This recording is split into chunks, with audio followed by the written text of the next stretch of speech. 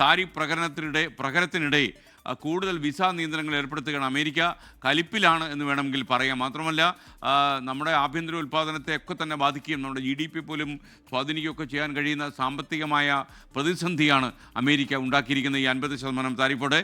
കൃഷ്ണ ചെറിയാൻ നമുക്കൊപ്പം ഈ വാർത്തയുടെ വിശദാംശങ്ങൾ നൽകാൻ നമുക്കൊപ്പം ശരിയാണ്. ബിസിനസ് എഡിറ്ററുടെ മനസ്സിൽ എന്തൊക്കെയാണ് വിവരങ്ങൾ? ഗുഡ് മോർണിംഗ്, പറയൂ.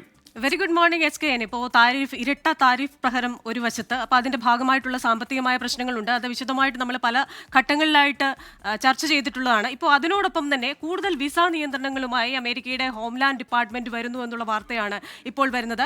വിസ നിയന്ത്രണങ്ങൾ ബാധകമാകുന്ന വിദ്യാർത്ഥികൾക്ക്, അതുപോലെ തന്നെ കൾച്ചറൽ എക്സ്ചേഞ്ചിൻ്റെ ഭാഗമായി അമേരിക്ക സന്ദർശിക്കുന്നവർക്കും ഒപ്പം തന്നെ വിദേശ മാധ്യമ പ്രവർത്തകർക്കുമാണ്. അപ്പോൾ I visa, F visa, J visa, ഈ 3 വിസകൾ ഓപ്പൺ എൻഡ് വിസകളാണ്. നമ്മളവിടെ പോയി കൃത്യമായ എൻട്രിയും എക്സിറ്റും രേഖപ്പെടുത്തി കഴിഞ്ഞാൽ അനിശ്ചിത കാലത്തേക്ക് ഇത് എക്സ്റ്റെൻഡ് ചെയ്തു തരുന്ന ഒരു രീതി ഉണ്ടായിരുന്നു. പക്ഷേ ഇനി അങ്ങനെ ഉണ്ടാവില്ല.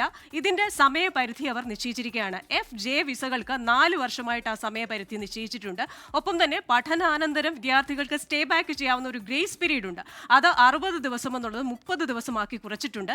ഇനി മാധ്യമപ്രവർത്തകരുടെ കാര്യം പറഞ്ഞു കഴിഞ്ഞാൽ വിദേശ മാധ്യമ പ്രവർത്തകർക്ക് അവിടെ കഴിയാനുള്ള സമയപരിധി 240 ദിവസമായിട്ട് കുറച്ചിട്ടുണ്ട്. ഇത് ചൈനീസ് മാധ്യമങ്ങളുടെ കാര്യത്തിലാണെങ്കിൽ അത് 90 ദിവസമായിട്ടാണ് ചുരുക്കിയിരിക്കുന്നത്. അപ്പോൾ വളരെ വിശാല ഹൃദയത്തോടുകൂടി അമേരിക്കയിൽ ഈ വിസകൾ കണ്ടുകൊണ്ടിരുന്ന ഒരു കാലഘട്ടം ഉണ്ടായിരുന്നു. അത് മാറുകയാണ്. ഇനി വരുന്ന എല്ലാവരെയും തന്നെ സംശയ നിഴലിലായിരിക്കും. അവരുടെ ആ താമസ കാലയളവിൽ കൃത്യമായ പരിശോധനകൾ ഉണ്ടാവും. അവരവിടെ എന്താണ് ചെയ്യുന്നത്, പ്രത്യേകിച്ച് ഈ മാധ്യമപ്രവർത്തകരൊക്കെ ഏത് രീതിയിലാണ് റിപ്പോർട്ട് ചെയ്യുന്നത്, ഏത് രീതിയിലാണ് കാര്യങ്ങൾ അവരുടെ രാജ്യത്ത് അവതരിപ്പിക്കുന്നത്, അവരുടെ സോഷ്യൽ മീഡിയ അക്കൗണ്ടുകൾ, ഇതെല്ലാം തന്നെ കൃത്യമായ പരിശോധനയ്ക്ക് വിധേയമാക്കും എന്നൊരു മുന്നറിയിപ്പ് കൂടി നൽകിയിട്ടുണ്ട്. ഇത് നമ്മൾ ചേർത്ത് വായിക്കേണ്ടത് കഴിഞ്ഞ ദിവസം കൊമേഴ്സ് സെക്രട്ടറി ആയിരുന്ന ഹോവാർഡ് ലുട്നിക്ക് പറഞ്ഞിരിക്കുന്ന ഒരു സ്റ്റേറ്റ്മെന്റുമായി ബന്ധപ്പെട്ടാണ്.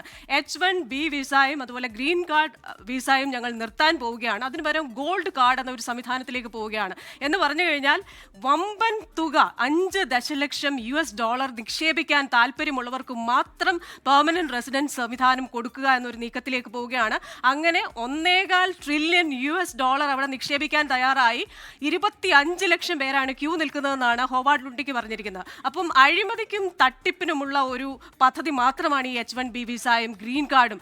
ഒരുപാട് ഇന്ത്യക്കാർക്കും ഒരുപാട് ചൈനക്കാർക്കും ഒക്കെ ഏറെ തൊഴിലവസരങ്ങൾ നൽകിയിട്ടുള്ള ഒരു വിസ സംവിധാനമാണ് ഈ H1B വിസയും അതുപോലെ തന്നെ ഗ്രീൻ കാർഡും. അപ്പോൾ അത്തരം വിസകൾക്ക് മേൽ കൂടുതൽ നിയന്ത്രണങ്ങൾ വരുന്നു. അത് പതുക്കെ ഇല്ലാതാക്കുമെന്ന രീതിയിൽ ഹോവാർഡ് ലുട്ടിനെ പോലെയുള്ളവർ സംസാരിക്കുന്നു.